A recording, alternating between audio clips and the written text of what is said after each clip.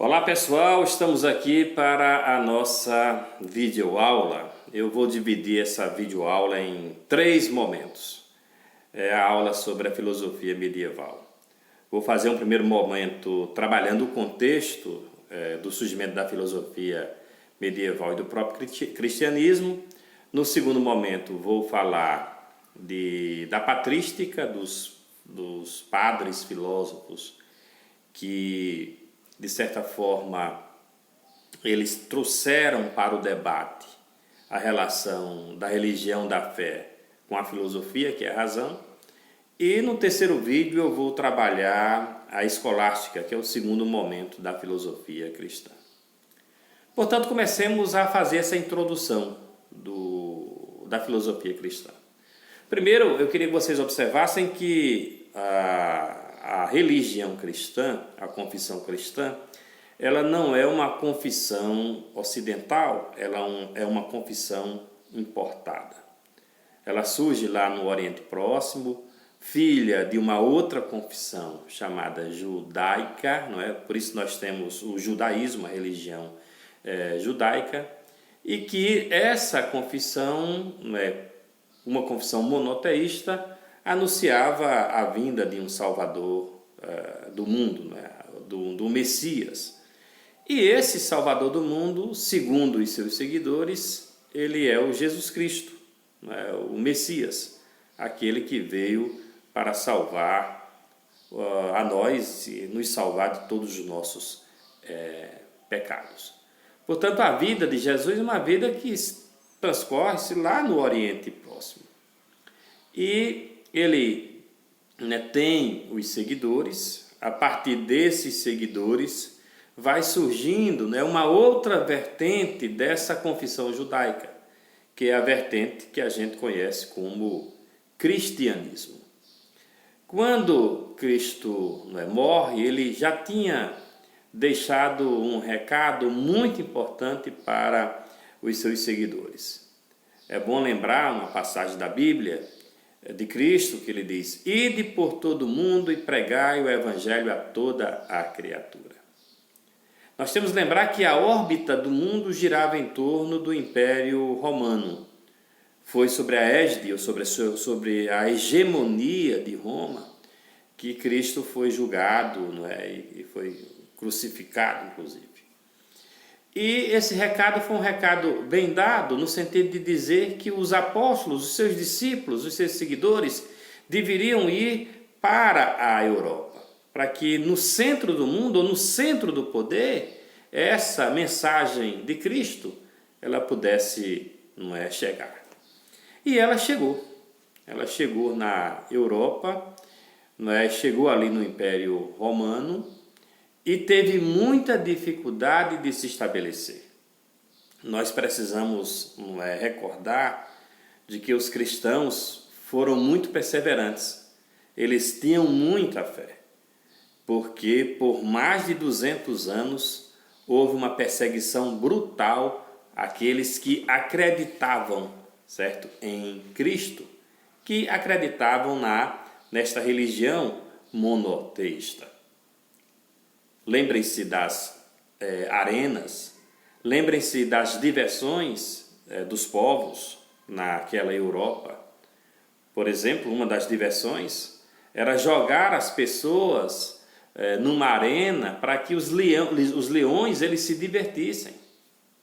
Muitas dessas pessoas, elas eram aquelas que saíram, que acreditaram e que pregavam a fé em Jesus Cristo.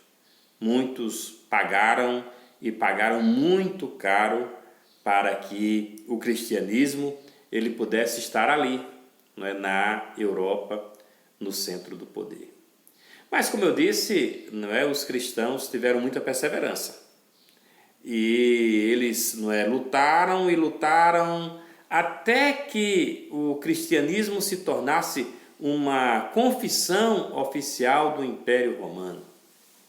Essa possibilidade ela começou a ocorrer nos finais dos anos 200, perto ali dos 300, já havia uma grande esperança dessa confissão tornar-se a confissão oficial. E um determinado imperador disse que teve um sonho, e nesse sonho Cristo aparecia para ele e pedia para que ele tomasse conta do povo. E a partir dali esse imperador ele se converte e ele resolve tornar a religião cristã oficial. Portanto, todas as outras crenças, já que a região ela acreditava não só no Deus, era uma crença politeísta, essa região, a Europa, com o poder romano, ela foi aos poucos substituindo essas várias crenças pela religião cristã, que tornou-se a confissão única e oficial, certo, do Império Romano. Isso não foi fácil, porque nós temos que lembrar que são 300 anos de caminhada da própria igreja. No segundo bloco dessa aula eu vou estar falando da patrística. A patrística começa no século I. Quando eu digo que não foi muito fácil, porque você já tem uma igreja basicamente estabelecida, uma igreja com um tipo de estrutura, que não era a estrutura oficial, e que agora teria que se tornar uma igreja oficial. Particularmente, eu acho que foi um momento mais triste do cristianismo, porque teve que se adequar ao modo dominante romano e teve que preparar suas estruturas para uma estrutura de convivência com o poder, sendo o próprio poder. Essa parte é uma visão pessoal que eu tenho do empobrecimento do cristianismo, que era uma religião missionária, uma religião de tete a tete, uma confissão em que era muito mais próxima do povo do que essa confissão que ficou junto do poder. Portanto, as tratativas começaram e eles começaram a ter várias reuniões, gente do governo, gente representando a Igreja de Cristo. E algumas coisas elas foram, por exemplo, acordadas. O chefe da igreja, ele teve para ele o mesmo título do imperador. O imperador tinha um título de sumo pontífice. E o Papa, o chefe da igreja, o bispo principal, ele também terá esse título de sumo pontífice. A sede da igreja será em Roma, na Itália. Lembremos que a Itália e Roma dominavam um império que era um império muito, mas muito vasto. Também outras tratativas elas foram ocorrendo. Por exemplo, a celebração do nascimento de Cristo. Nós não temos ideia de quando Cristo nasceu. Não se sabe se ele nasceu em outubro, se ele nasceu em dezembro, novembro, janeiro. Não se sabe. Mas existia uma festa que o Império Romano celebrava, dia 25 de dezembro. Existia um calendário, o calendário que Júlio César mandou fazer, que contava dias, semanas, meses, ano.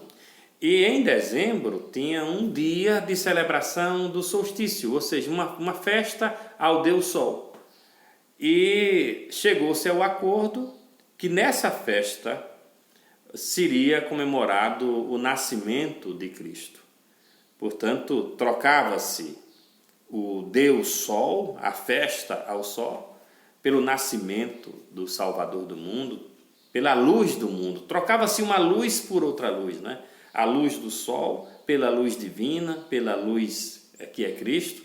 E que Maria, ao dar a luz, dava a luz a esse Salvador no dia 25 de dezembro do ano primeiro, é claro. Portanto, nascimento de Cristo, dia 25 de dezembro, substituição de uma festa por outra.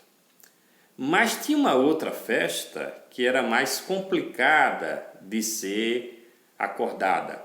Essa festa, inclusive, para que ela fosse colocada no calendário, foi preciso, não é, se aproximar muito da contagem pitagórica, da contagem matemática que a filosofia empregava na época, né? Já que a filosofia era a teoria do conhecimento que, de certa forma, ordenava e organizava o próprio saber e o próprio calendário, né?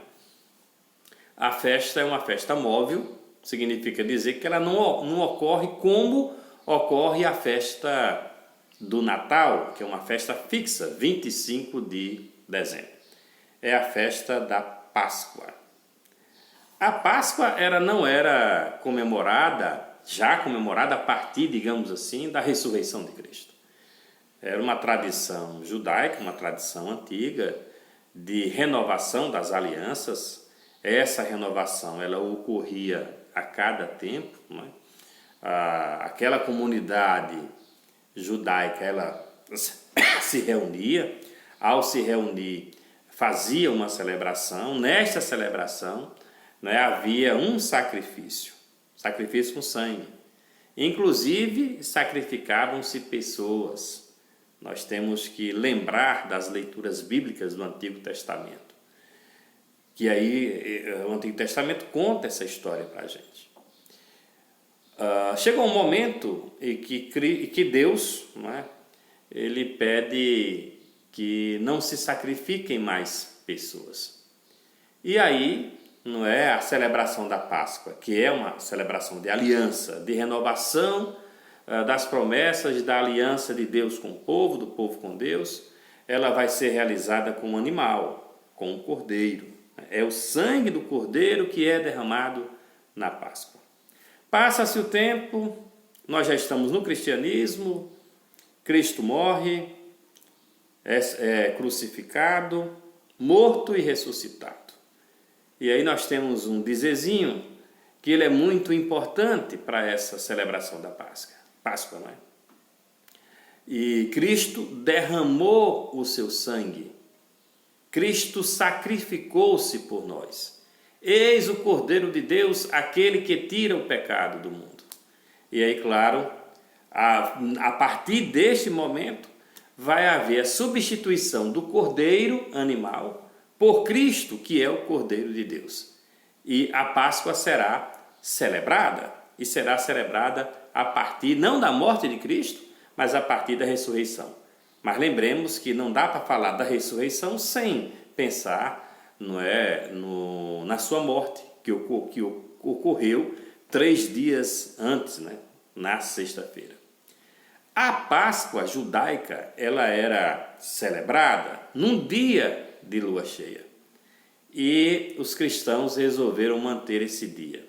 Para manter esse dia, eram precisos cálculos astronômicos, cálculos matemáticos. Se escolheu na Europa, claro, depois de todo aquele acordo para a instituição do cristianismo como religião oficial, se escolheu a primeira noite de lua cheia da primavera, que para nós aqui no Brasil é outono. Essa primeira lua cheia da primavera, ela ocorre entre 22 dias, do final de março, de meados de março para início de abril. Portanto, foram necessários os cálculos, as observações astronômicas, os cálculos, para marcar o dia que a lua cheia cai. Claro, o dia é a sexta-feira, a primeira lua cheia que deve cair numa sexta-feira. E tem uma variação, que é uma variação, né, de 22 dias, portanto, se vocês já devem ter percebido isso. Não é? Tem ano que Cristo morre e ressuscita em março. Tem ano que Cristo morre e ressuscita em abril. É por conta desta variação de dias. E que toda sexta-feira, sábado, especialmente domingo, né, do sábado para o domingo, né, tem aquela grande celebração, que é a celebração da Páscoa, a lua está cheia. Portanto, eu peço para vocês, quando chegar na Semana Santa deste ano, né, eu creio que muita gente ainda vai estar em casa por conta do vírus, saiam, mas não saiam para a rua. Não é? Vá até a porta, olhe para o céu, porque a lua ela vai estar cheia. Todo ano, na Semana Santa, a lua está cheia. Então isso foi um acordo que se teve, né, para que se inserisse no calendário essa data móvel. Claro que existia uma outra festa, que era a festa, não é, uma festa mais mundana, uma festa mais, digamos assim, da liberação da carne. Daí, né, nesta festa se fazia muito sexo, se bebia muito, era a festa da carne, a Carnavale, que deu origem aí ao nosso carnaval. Por isso que no carnaval tem muito sexo, né? Tem pouca roupa, né? Muitas, às vezes, né? Não digo em todos os lugares, muitas orgias, porque isso era de uma tradição antiga e que também se colocou no calendário, sendo realizado 40 dias antes, certo, da Semana Santa. Por isso que tem um período da quaresma, 40 dias antes, inclusive para lembrar os 40 dias que Cristo foi tentado no deserto. E aí vocês sabem também que ao final do carnaval tem a quarta-feira de cinzas. Essa quarta-feira de cinzas, ela é o dia, e era o dia antigamente, para que as pessoas tomassem literalmente um banho de cinzas. Então elas iam na quarta-feira, depois do carnaval, tomar um banho de cinzas. Esse banho era tomado como, não é, símbolo de um período de, não é, muita obediência, um período, não é, de muito pedido de perdão, um período de reconciliação, um período em que as pessoas, por exemplo, elas não fariam sexo, não é? Já que elas fizeram sexo na festa anterior, não é? Foi a festa do carnaval, esse período de quarentena de 40 dias, seria um período de abstinência dos prazeres mundanos da vida, inclusive, especialmente dos prazeres, não é, do sexo. Então a pessoa tomava um banho de cinza e durante 40 dias ficava em abstinência. Claro que depois, né, colocaram a comer carne, não é? Aí já não se comia carne nos 40 dias, depois não se comia carne na quarta, na sexta-feira. Muita gente ainda continua, não é, obedecendo a esse critério, que é um critério medieval lá do início da formação da igreja. O que eu quero dizer é que, não é, a igreja cristã, ao ser oficializada, ela vai ter vários desafios. E, não é, além de fazer esses acordos que ela vai fazendo com o poder, um grande desafio que a igreja tem, não é se encontrar com um conhecimento que existia no Império Romano há mais de 1000 anos. E aí esse conhecimento é a filosofia grega. Portanto, o que fazer? Tinha duas possibilidades. A possibilidade de negar o conhecimento, dizer que esse conhecimento não serviria à religião, e a outra possibilidade era utilizar o próprio conhecimento em benefício da religião. Eu sempre digo que os padres foram muito inteligentes. Os padres que fizeram a opção de utilizar, não é, o conhecimento filosófico para ajudar a montagem da igreja, os próprios dogmas. Fazer, por exemplo, teologia, porque quem fez teologia, como eu mostrei na aula passada, foi Aristóteles. Agora a igreja poderia fazer teologia utilizando a própria filosofia. Falei nesse instante do calendário. Não tinha como você estabelecer festas religiosas, sejam elas fixas e especialmente a móvel, se não utiliza a ciência da época, se não utiliza a filosofia. Então os padres, eles foram importantes na hora da decisão de utilizar a filosofia. Mas não foi fácil, porque existiam dois grupos, o grupo contra e o grupo a favor. Na próxima videoaula eu vou falar desses dois grupos e vou apresentar para vocês, a Santo Agostinho, que ele representa a atitude majoritária da igreja em abraçar a filosofia e utilizar a filosofia para a religião. Daqui a pouco eu volto com a próxima aula.